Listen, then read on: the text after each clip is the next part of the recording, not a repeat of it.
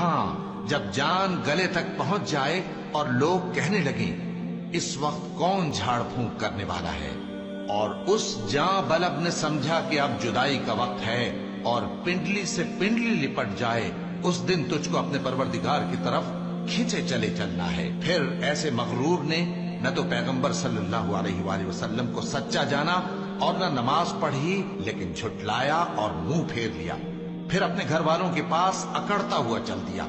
خرابی ہے تیری، خرابی پر خرابی ہے، پھر خرابی ہے تیری، خرابی پر خرابی ہے۔ کیا انسان یہ خیال کرتا ہے کہ اسے یوں ہی چھوڑ دیا جائے گا؟ کیا وہ منی کا جو ٹپکائی جاتی ہے ایک قطرہ نہ تھا، پھر لوتھڑا ہوا، پھر اللہ نے اس کو بنایا سو اس کے اعضاء کو درست کیا، پھر اس کی دو قسمیں بنائیں، مرد اور عورت۔